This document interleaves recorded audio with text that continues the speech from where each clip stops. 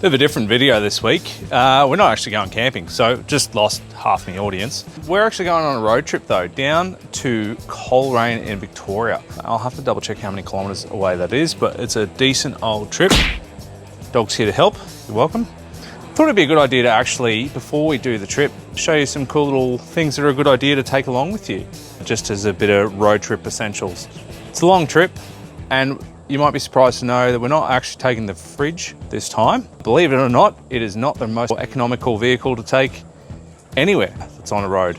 So we're actually taking the wife's car. This thing's brand new. I don't know, 20,000 Ks on it or something like that. Gets about 1,000 kilometers to a tank. Costs 40, 50 bucks to fill up in petrol. So there's no point taking my petrol that guzzles 100 litres of diesel in about 400 Ks. So that's it. But there may be a bunch of you that are doing similar road trips.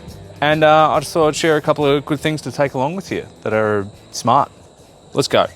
First thing, cable ties. People will tell you these are a smart thing to take no matter what you're doing.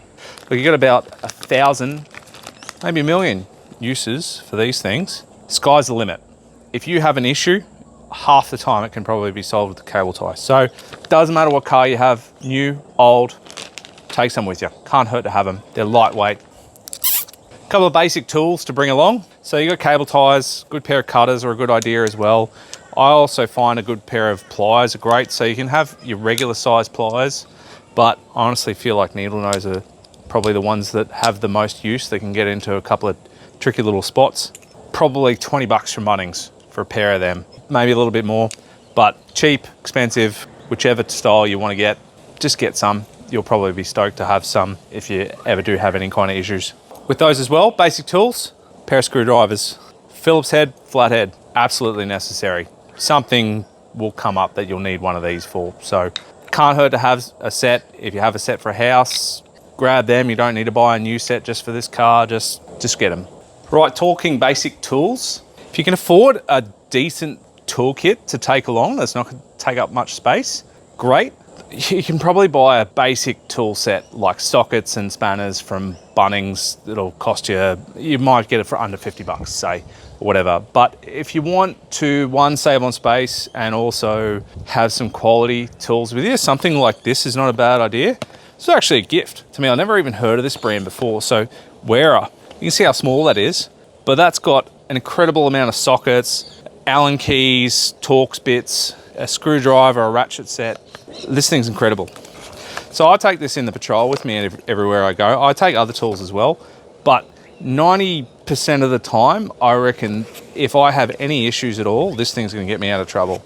Something I quickly wanted to chime in on here, guys. Obviously that tool set that I've shown you is more for minor emergencies, breakdowns, and in particular lighter vehicles.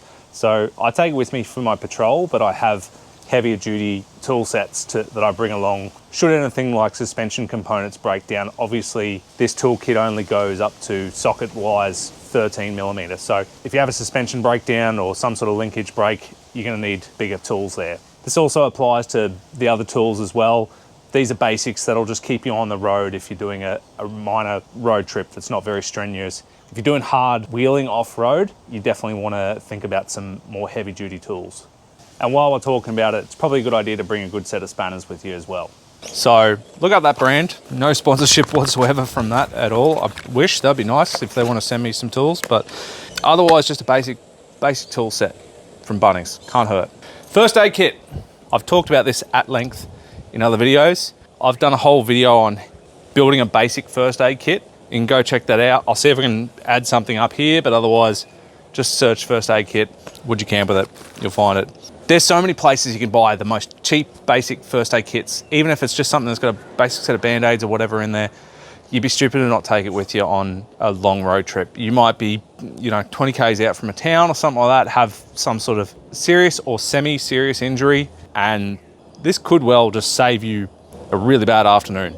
So 30 bucks from BCF, Bunnings, Anaconda, Tent World, any of those kind of places, they'll sell one. I think you can even buy them at Coles and Woolies. So if you're going on any kind of length road trip, do yourself a favour and grab a first aid kit. A torch. Are you driving at night? Do you want to see what's happening if you're on the side of the road trying to fix something? I do. I hate trying to work in the dark on cars, but if you're stuck on the side of the road, far away from anywhere, you'll be happy to have it. Look, you can buy these cheap little things and they'll take 3 AAA batteries and they'll give you some light. That's fine. It's probably better than nothing in a lot of ways. I've personally got one of these torches. It's straight out of China. So I love Australian made stuff, but this is not. It is a lithium ion battery powered torch and it's got a stupid amount of lumens. I don't know how much it is. So there's a battery. And the most beautiful thing about this, it is USB-C charged. So you chuck a cable in there. So this thing, you're on the side of the road, you're running out of 3 AAA batteries, it's not gonna help you. If you have a USB-C cable and your car has a 12-volt charging port, you need some light suddenly, at least you can turn the ignition on, get some charge in it, and you're good to go. So get yourself something a little bit half decent. I have to keep calling my dog back. Come on, let's go. All right, fuses. You can't see these, but they're in my hand. The fuses are a really important thing in cars and they're the first thing to blow, quite literally. They're the protection for your wiring system. So a lot of the time they'll go out and something important will stop working. There might be a reason that it's gone out that you might have to look into, but it may leave you stranded. So it's a good idea to buy a set of fuses and just have them there just in case you need to replace one on the road. Find out what type of fuses your car requires. A lot of older cars will have these big wider fuses.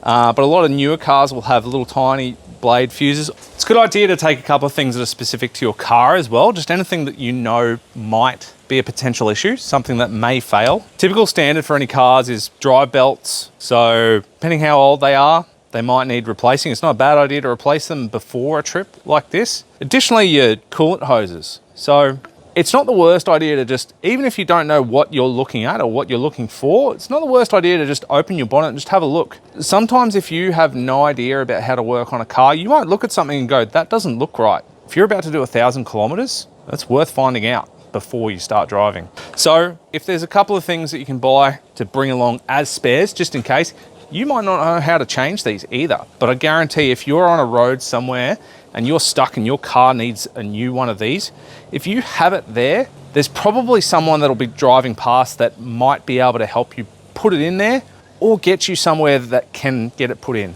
So it doesn't hurt to just plan a little bit ahead, even if you're not fully experienced in how to change that part.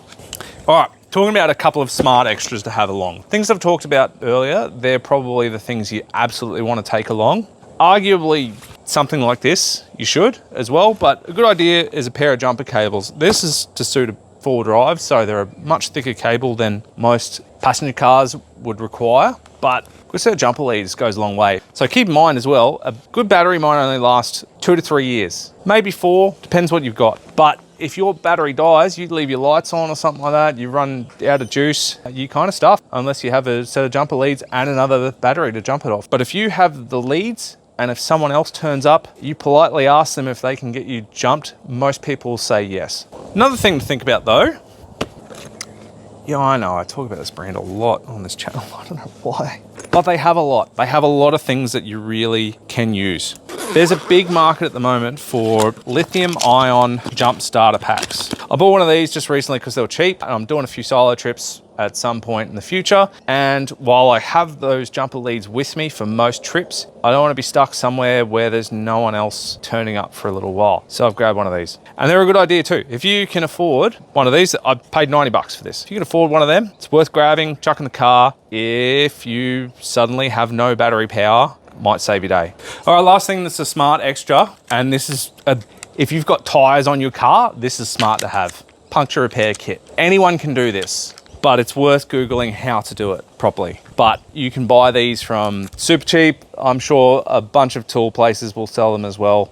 Essentially, if you drive and a massive nail or something goes through your tire, it's gonna start slowly leaking air. You'll have a flat in no time. If you're on the side of the road, you can pull that nail out, and then this kit, you can look it up basically, but you clean up that and you take one of these plugs and that gets put into the tire, and then that essentially seals the tire and then stops that air from leaking out.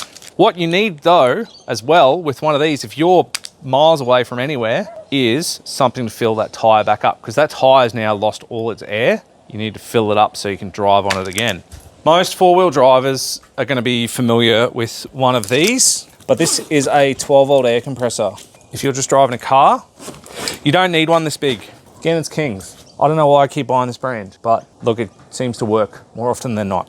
It's a dual piston air compressor and it connects up to your car battery. So positive, negative, put that on there. You'll turn it on at the back, connect up the leads, and then you've also got a connector. I believe this is an aftermarket one that I bought for this. Doesn't need to be this big. If you are driving a small little car, there's plenty of smaller options compared to that you can buy. If you believe there's any chance of you getting a puncture on the road and you're bringing a puncture repair kit, it's smart to also bring a little tiny compressor. It might be half the size of this thing. It's not going to take up much space, won't add too much weight to your car. This one is a little bit heavier, but if you are, yeah, look, it really depends how far away you are from somewhere. If you are 60 or 100 Ks away from the next place that's going to be able to fill up your tires, it's going to be worthwhile having. I'll just quickly add, with a car like this, there's a possibility that the tires are run flats. So run flats, you typically won't have punctures, you won't be able to repair them on the road, but the idea is that you shouldn't have to repair them on the road. So yeah, anyone that's looking at this car going, that won't need it,